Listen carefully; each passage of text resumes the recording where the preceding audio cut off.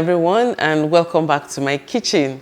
Today we are going to be making ground beef pasta. This pasta is one thing we eat every now and then in my house. Until today, I'm actually surprised I haven't shared this recipe with you guys. All you need are just a few pantry staples, plus a couple of other ingredients here and there, and you're going to be rewarded with this delicious ground beef pasta. So come along with me and I'll show you how I make it. I'll start by dicing my onions, my garlic, and my green onion.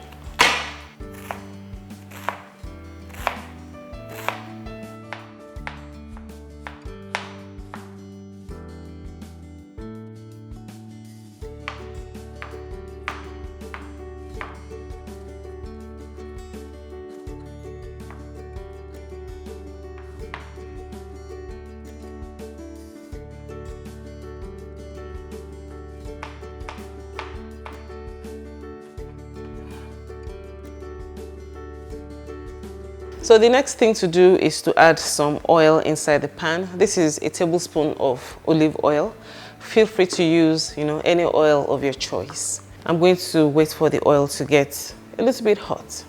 Throw in the onions. And we are going to cook that till it becomes translucent. Next is the garlic.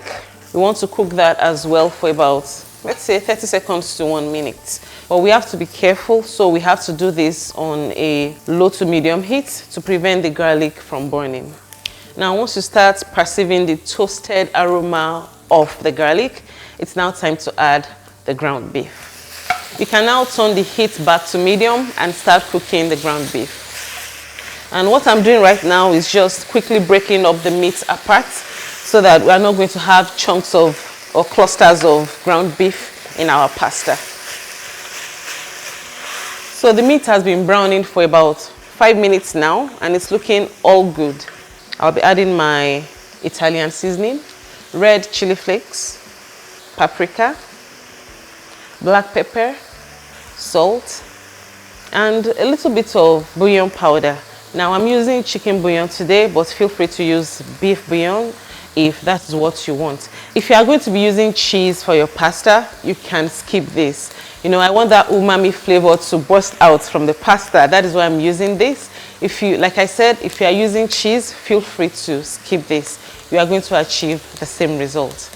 I'll be throwing in 1 bay leaf, and I'll also be grating a little bit of ginger inside my ground beef. Now you want to mix everything together so that all that beautiful seasonings are going to get combined.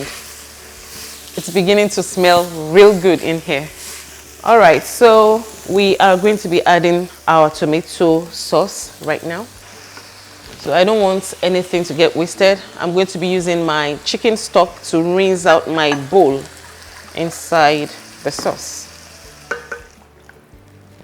So just mix that together once again. And now I'm going to cover this up. I'll be turning back my heat to high and I'll be leaving this to come to a rolling boil. This is the time to adjust the seasoning if you think you need maybe a little more salt or a little more black pepper or a little more something, here and there.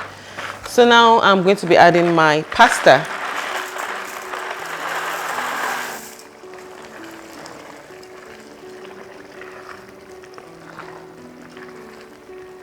Cover this and leave to cook for about 8 to 10 minutes or till the pasta becomes al dente. Be sure to stir this every now and then to prevent the pasta from burning, because everything is one pot. We have the sauce, we have everything going on here.